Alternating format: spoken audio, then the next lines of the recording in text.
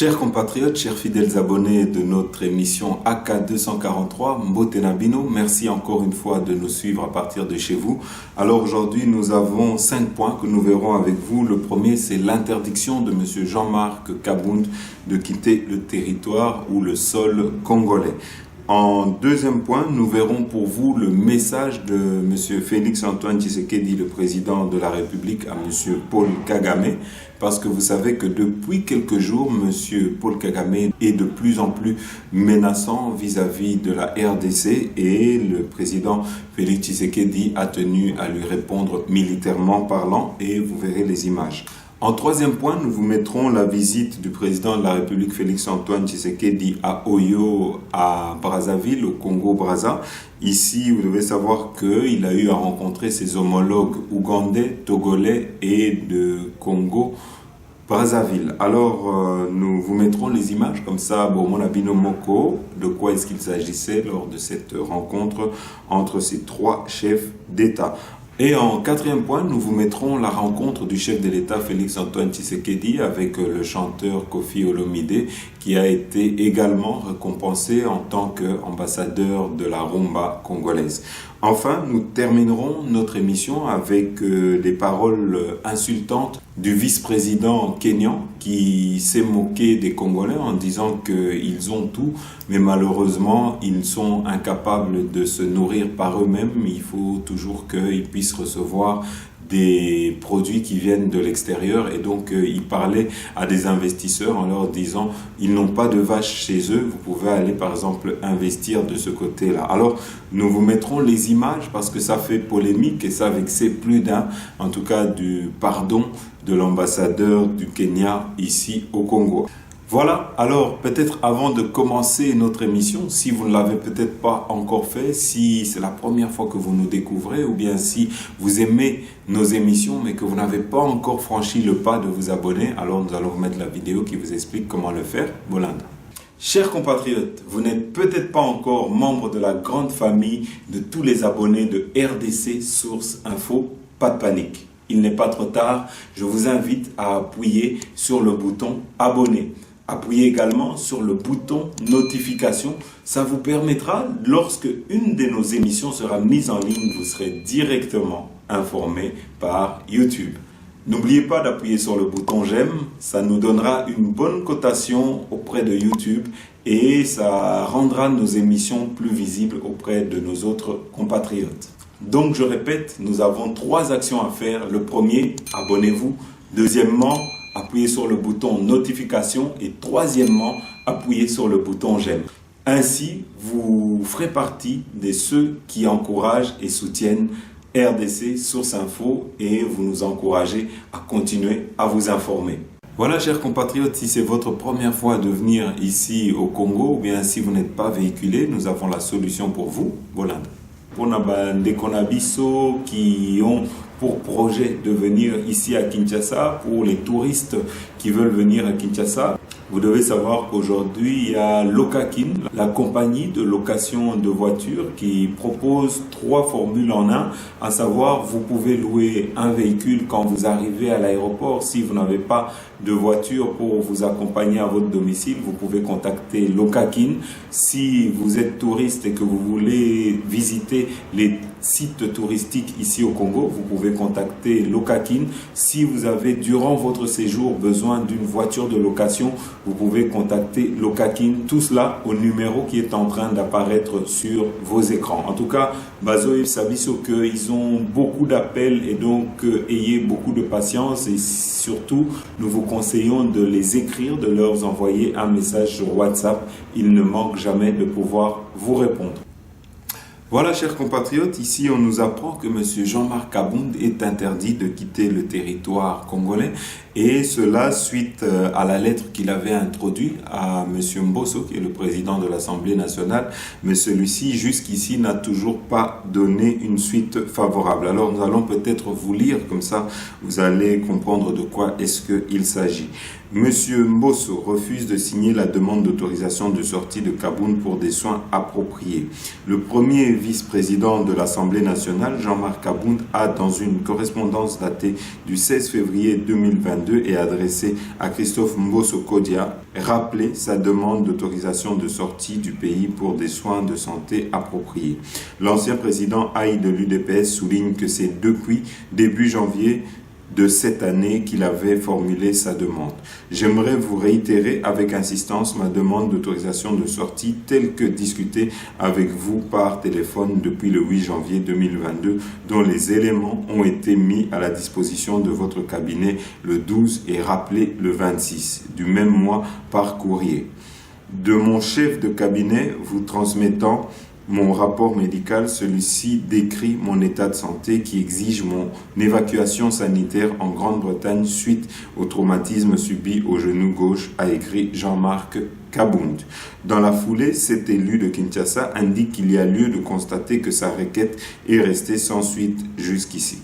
C'est pourquoi je voudrais relever que cette inaction continue à porter atteinte avant tout à mon droit de circuler librement, lequel est garanti par la Constitution de la République en son article 30, alinéa 1er, et renchéri par le règlement intérieur de l'Assemblée nationale conformément à son article 104, alinéa 1, 2, 3, à savoir le député a le droit de circuler sans restriction ni entrave à l'intérieur du territoire national et d'en sortir, a-t-il martelé.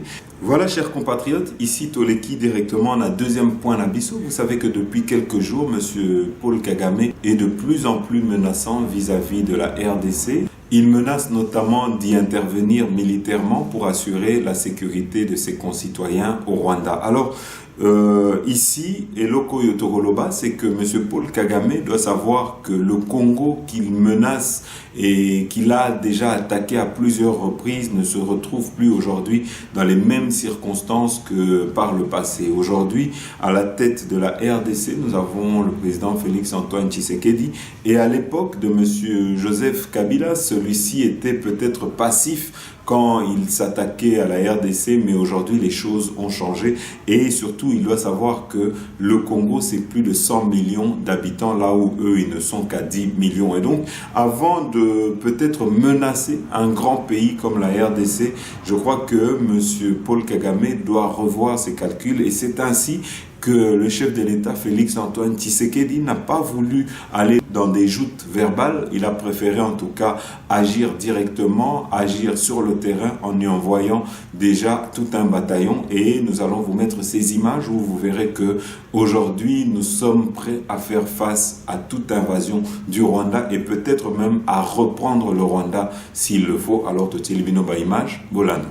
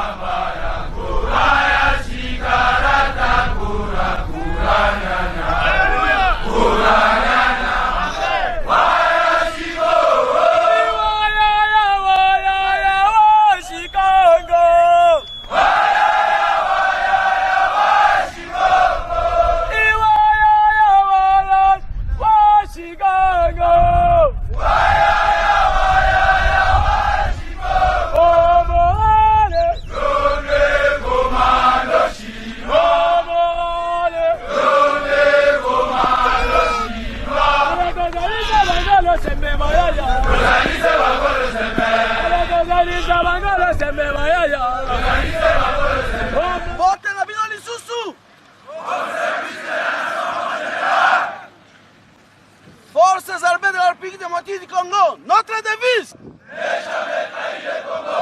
Ne jamais trahir le Congo. Toye kosala musala. Secret à réussite la bino. Ezali discipline. Commandant suprême azali ko insister pour la discipline ya mapinga. Observer règles d'engagement. Règles de comportement. Ngonga nini okobeta masasi? Nani okobeta masasi? Obomi munguna kokata yete. Boyakinga kokata munguna bitani te pekisami. Alors, kami na bimisa basoda d'élite ndenge boye awa bosala exception. L'arrivée des militaires s'inscrit dans le cadre de la montée en puissance des FARDC. C'est dans ce cadre que vous voyez ces jeunes gens, des jeunes commandos formés à la base des caminants qui avoisinent la taille de plus d'un régiment et qui viennent encore donner du tonus à leurs aînés qui sont déjà sur le terrain depuis tout ce temps. Et donc ils viennent ajouter la force et l'énergie. Voilà, chers compatriotes, je crois que ici le message qu'on a envoyé à M. Paul Kagame est plus que clair. Et si jamais il aurait encore des prétentions hégémoniques comme il a l'habitude par rapport au Congo, en tout cas, il n'a qu'à essayer et il en aura pour son propre compte. Parce que nous avons remarqué une certaine nervosité de M. Paul Kagame depuis qu'il y a l'état de siège ici à l'Ituri et plus précisément dans les deux Kivu. Parce qu'ici, il faut savoir que cet état de siège a stoppé le business de beaucoup de gens qui venaient piller na Katiambo Anabiso, qui venaient piller illégalement nos ressources. Et avec cet état de siège, aujourd'hui, ils sont tous nerveux parce qu'on est en train de toucher à leur business, à leur gagne-pain. Et c'est ainsi que nous continuons, en tout cas, à encourager le chef de l'État à continuer cette initiative-là et à continuer les actions qu'il est en train de mener pour mettre en déroute tous nos ennemis. Alors ici, Toleki directement, on a troisième point d'Abisso. Vous savez que ce week-end, le chef de l'État, Félix Antoine Tshisekedi, était en visite à Brazzaville où il était parti à Oyo, plus précisément, rencontrer le chef de l'État, Denis Sassou Nguesso. Il a été rejoint par Museveni et par Faure Gnassingbé. Alors, tu retiens la binoba image, comme ça, bon, au moins, de quoi est-ce qu'il s'agissait? Bolanda.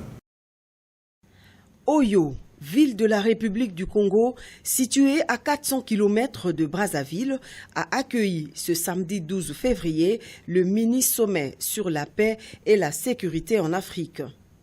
Faure Esozina Gnassingbé, président de la République togolaise, Yoweri Kaguta Museveni de l'Ouganda, Félix Antoine Tshisekedi Tshilombo de la République démocratique du Congo et Denis Sassou Nguesso de la République du Congo ont abordé pendant près de 3 heures des questions d'actualité dans le continent. Au terme de la rencontre, un communiqué final contenant 15 points essentiels a été mis à la disposition de la presse. Il en ressort que ce mini-sommet se tient à l'initiative du président Denis Sassou Nguesso. Les échanges entre les 4 chefs d'État ont porté sur l'évolution de la situation politique et sécuritaire dans les régions des Grands Lacs d'Afrique centrale et de l'Ouest. À cet égard, ils ont longuement évoqué les opérations conjointes que mènent les armées de l'Ouganda et de la République démocratique du Congo dans sa partie Est. Opération visant à éradiquer les rebelles des EDF, des MTN et les autres forces négatives qui menacent la paix et la sécurité dans ces 2 pays. Les 4 chefs d'État se sont en outre réjouis des succès déjà remportés par les forces armées congolaises et ougandaises, se félicitant une fois de plus de l'initiative salvatrice prise par leurs homologues de l'Ouganda et de la République démocratique du Congo. Les chefs d'État de la République togolaise et de la République du Congo ont réitéré leur soutien aux opérations militaires conjointes engagées par ces 2 pays. S'agissant toujours de la région des Grands Lacs, les 4 chefs d'État ont salué et encouragé la démarche conjointe amorcée par les gouvernements de l'Ouganda et du Rwanda en vue de l'ouverture effective de leurs frontières communes, permettant ainsi la libre circulation des personnes et des biens. Ils ont appuyé la volonté exprimée par les 2 pays, celle de résoudre par les seuls moyens politiques et diplomatiques les différends pouvant subvenir dans leurs relations bilatérales. Un autre point évoqué, c'est la situation en République centrafricaine avec la médiation angolaise assurée par le président Joao Gonçalves Lourenço, président en exercice de la CIRGL, conférence internationale sur la région des Grands Lacs. Yoweri Museveni, Faure Gnassingbé, Félix-Antoine Tshisekedi Tshilombo et Denis Sassou Nguesso ont également saisi l'occasion pour exprimer leur intérêt porté sur la tenue du sommet des chefs d'État et des gouvernements des pays signataires de l'accord cadre d'Addis Abeba sur la paix, la sécurité et la coopération pour la République démocratique du Congo et la région qui en est à sa 10e édition. C'est au cours de ces assises que la République démocratique du Congo prendra officiellement la présidence rotative de la CIRGL, des assises annoncées pour le 24 février 2022 à Kinshasa. Au sujet des perturbations qui s'opèrent dans quelques pays du continent avec des changements anticonstitutionnels, notamment au Mali, en Guinée-Conakry et au Burkina Faso, les 4 chefs d'État ont réitéré leur soutien total à la Communauté économique des États de l'Afrique de l'Ouest, CEDEAO, dans le cadre des mesures prises à l'endroit des pays concernés. S'agissant des élections prochaines en Libye, les présidents du Togo, de l'Ouganda, de la RDC et de la République du Congo ont encouragé l'ensemble des acteurs impliqués dans le processus de transition et invitent des forces politiques de ce pays à œuvrer pour des élections inclusives et consensuelles. Au plan multinational, les chefs d'État présents à Oyo se sont réjouis de la tenue de la COP26, conférence mondiale sur le climat, en novembre 2021 à Glasgow. Tout en relevant les progrès accomplis, ils ont réitéré la nécessité d'accélérer l'action climatique afin de maintenir l'objectif fixé par les Nations Unies, celui de limiter la hausse de la température mondiale à 1,5 degré. Et bien avant la sortie du communiqué final, la quadripartite s'était muée en tripartite, Tshisekedi, Sassou et Adema, pour une demi-heure avant la bipartite, Tshisekedi Museveni, pour une durée de plus d'1 heure. Tout est bien qui finit bien, c'est en début de soirée que les 3 chefs d'État et leurs délégations respectives ont regagné leur pays par l'aéroport Olombo de Oyo. Voilà, chers compatriotes, à Watoleki, directement, na 4e point Nabiso. Vous savez que le chef de l'État, Félix-Antoine Tshisekedi, a rencontré Kofi Olomide et il lui a remis un passeport diplomatique en tant que nouvel ambassadeur de la rumba congolaise. En tout cas, c'était une demande de monsieur Kofi Olomide parce qu'il ne comprenait pas qu'on puisse donner ça seulement à Maître Gims et à Dadju. Mais ici, vous devez savoir que Maître Gims et Dadju sont de renommée internationale alors que M. Kofi Olomide est plutôt de renommée plus sur le continent africain et n'a pas la même pénétration que Oyotozo Mona, Yaba Maître Gims na Dadju. Alors, tu la bino ba image et rencontre la Bango, Bolanda.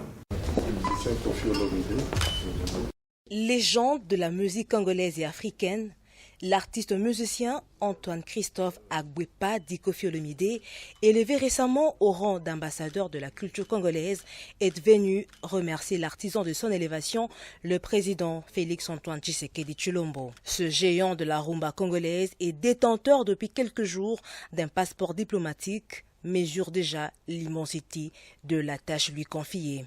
J'ai eu la chance et l'honneur d'être reçu par le premier des Congolais, qui a bien voulu m'octroyer un passeport diplomatique au titre d'ambassadeur de la culture du Congo.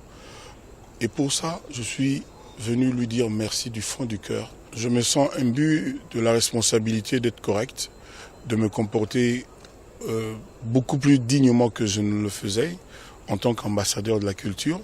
Pour le reste, je suis un bébé ambassadeur. Donc je vais demander aux experts en la matière d'accepter de me rencontrer pour que je m'imprègne de la valeur d'un ambassadeur digne de ce nom. J'ai ma petite idée, mais je suis un profane en la matière. Et pour cesser de l'être, je me ferai violence pour rencontrer les experts et pouvoir bien exercer ce rôle d'ambassadeur de la culture de notre pays. Comme ses jeunes frères Gims et Dadju, Koffi Olomide sera désormais au front dans la promotion de la culture congolaise et particulièrement de la rumba congolaise fraîchement inscrite au patrimoine immatériel de l'humanité. Quand on m'a décerné le titre d'ambassadeur de la culture, j'ai dit que je partage cet honneur avec les grands comme Taboulaye, Papa Wemba, Emenea, Madilou, Pepe Kale, Papa Lutumba Simao. Donc je partage cet honneur d'être ambassadeur de la culture avec eux et aussi avec beaucoup de ceux qui sont encore en vie, qui mériteraient aussi ce titre. L'artiste musicien en a profité pour présenter au chef de l'État son tout dernier trophée de légende africaine issu aux awards organisés il y a 2 mois au Nigeria. À travers ses ambassadeurs, la République démocratique du Congo se doit de consolider les acquis de sa récente mandature à l'Union africaine. Acquis qui gravitent autour de la promotion de l'identité culturelle africaine. Voilà, chers compatriotes, ici Toleki directement n'a pas insulte, il y a vice-président, il y a Kenya envers le peuple congolais. Ici, en tout cas, c'est plusieurs de nos compatriotes qui se sont sentis visés. Mais le Koyotokoloba, c'est que ce qui nous arrive aujourd'hui, c'est de notre propre faute, Bandeko. Aujourd'hui, nous n'avons que nos propres larmes où nous ne pouvons que nous en vouloir à nous-mêmes parce que je crois que le ciel nous a tout donné. On nous a donné un sol fertile, on nous a donné un sol riche, on nous a tout donné, on a l'eau, on a la forêt, on a tout ce qu'on peut avoir, mais nous sommes toujours en train de nous plaindre, nous sommes toujours en train de pleurer, ou nous sommes comme des enfants toujours en train d'attendre que toute décision ou bien toute initiative vienne du chef de l'État, Félix-Antoine Tshisekedi. Or, je crois que ce pays nous appartient tous et l'initiative doit venir de tous citoyens. Il nous appartient de devenir des éleveurs, il nous appartient de nous occuper ou de redresser ou de pouvoir reconstruire notre pays, mais malheureusement, nous sommes toujours en train d'attendre comme des enfants, que ce soit les autorités qui puissent nous venir en aide ou que ce soit les autorités qui puissent créer des emplois. Or, nous pouvons, au travers, par exemple, de nos investisseurs, nos propres investisseurs congolais, investir dans notre pays. Nous pouvons également nous investir dans plusieurs domaines, mais malheureusement, nous le faisons difficilement. C'est vrai que, d'une part, c'est également la faute souvent du système congolais ou du gouvernement congolais qui ne permet pas toujours à ses citoyens facilement de pouvoir investir. Mais ici, tout ce qui nous arrive, nous avons également une part de responsabilité. Quand nous voyons les massacres, les meurtres à l'est Yamboranabiso où nos propres compatriotes tuent leurs propres frères pour des problèmes ethniques, en tout cas, c'est à nous-mêmes qu'incombe toutes ces responsabilités. En tout cas, ici, nous devons nous-mêmes nous remettre en question. Alors, ici, peut-être le vice-président kenyan n'avait pas à tenir de tels propos, mais il faut que nous, Congolais, nous apprenions à nous respecter et pour cela, il faut que nous puissions changer notre mentalité. Nous ne devons pas attendre, par exemple, que ce soit Ngobila qui vienne nettoyer devant le pas de notre porte. Nous devons peut-être apprendre déjà de devenir propres ou en ne bouchant pas nos caniveaux. Si nous changeons nos mentalités, je crois que le Congo va se relever et demain, le Congo sera la fierté du monde et sera respecté dans le monde. En attendant, Togoutier Labino peut-être Maloba ya ambassadeur ya Kenya Oyo Azo s'excuser au nom du gouvernement naïe Boland. Okay. The brotherly relationships between Kenya and DRC goes back to independence.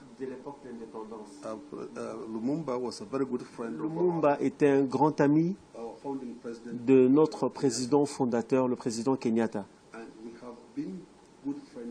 Et nous avons été de bons amis jusqu'en ce moment précis. Et nous avions commencé à faire des échanges commerciaux ensemble. Les Congolais vivent au Kenya, ils sont de milliers. Et ils gèrent le boîte de nuit là-bas d'ailleurs. Et moi, à chaque fois que je suis à Nairobi, je vais danser la rumba. C'est à cause de nos frères congolais qui viennent là-bas. Et on se respecte. Et nous parlons également la même langue. Les Congolais parlent le Kiswahili et les Kenyans également pareil. Nous sommes très proches. Alors, nous sommes venus voir le secrétaire général à cause de propos qui avaient été tenus par le vice-président du Kenya. Alors, il faut noter que le vice-président du Kenya a normalement quitté le gouvernement il y a 3 ans. Mais notre constitution ne permet pas au président de le virer. Alors, en ce moment précis, il gère un parti d'opposition. Alors, ce qu'il dit n'engage pas le gouvernement. Ce qu'il a dit ne représente pas les points de vue du gouvernement du Kenya. Si vous regardez les relations entre le président du Kenya, le président Uhuru Kenyatta et le président Félix Tshisekedi, vous vous rendez compte qu'ils sont très proches. Ça, ce sont les relations qui existent entre la RDC et le Kenya. Alors, nous sommes venus expliquer la situation et dire, s'il vous plaît, oubliez ce que vous avez vu. Voilà, chers compatriotes, tokomi na suka émission na biso. Merci na binonyo sotu oyo bolanda ki biso. À très bientôt.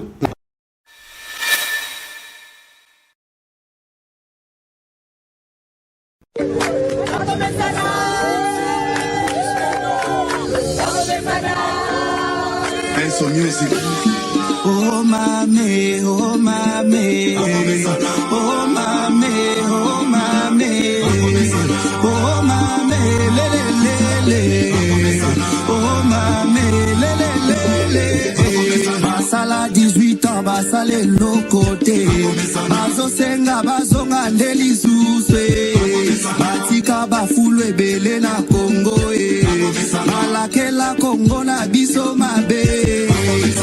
Baloba ki Kongwe ko bonga te fachaji Kongo apesi yango na Nzambe okasa kabinda yango esila okende universite esila basode muto musala kitoko okende Kisangani musala kitoko Kongo mobima musala ezo salama bana bango yo batangi ofele politique si bazonga prisonnier politique basi babima ebola kutu esila na este yango tobete la fachi maboko tobete la fachi nde maboko tobete la fachi nde maboko tobete la fachi nde maboko tobete la fachi nde maboko oh mame, oh mame,